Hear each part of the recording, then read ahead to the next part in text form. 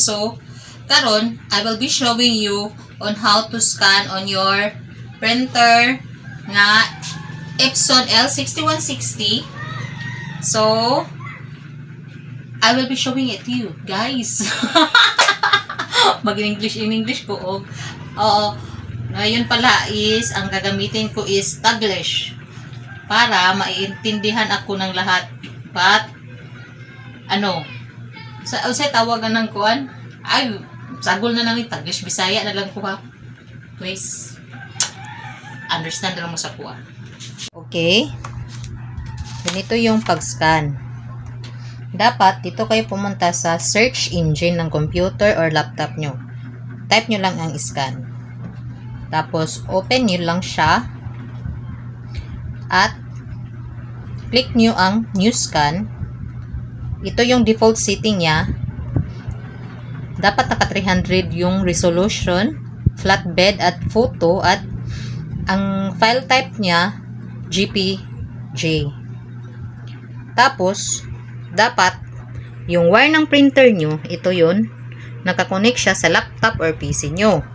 At ito yung document na i-scan natin. Atin tong ilagay sa ibabaw ng printer natin. Then, let's close this one. And, bago natin siya i-scan, i-click muna natin yung review. Para malaman natin kung naka-full ba siya naka-full ba yung document ba na ating i-scan? Kumpleto ba siya ba? Di siya putol-putol. Preview. Nag-i-scan na siya sa printer. So, makikita natin kita nyo full yung document na nakascan. Di siya putol-putol. So, ready to scan na to siya. Pwede na nating i-click tong scan. Click nyo lang tong scan na to. Then, scanning. Ganyan lang kasimple ang pag-scan. Dapat talaga yung default nyo i-memorize nyo kasi dati nag-scan ako putol-putol siya. So, naku, ba't putol-putol? Kasi scan lang ako ng scan noon. Di ko nag-preview at di ko inayos yung default settings ko. So, ito na siya. Ito na yung ating in-scan. Automatic na siya na masisave sa file natin.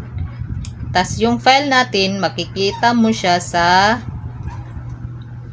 documents. Scan documents. Type nyo lang yung scan documents. Scan documents. Open nyo lang yan. Tas dyan nyo makikita yung in-scan nyo na file. Diba? Simple lang siya. Ito yung in-scan natin. Ito.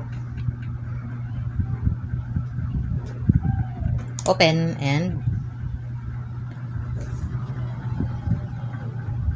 voila. Yan na. Okay?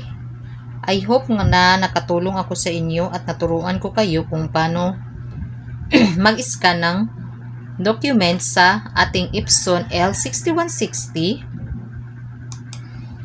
Huwag niyo rin kalimutan na mag-like, share, and subscribe sa aking YouTube channel. Thank you again for watching.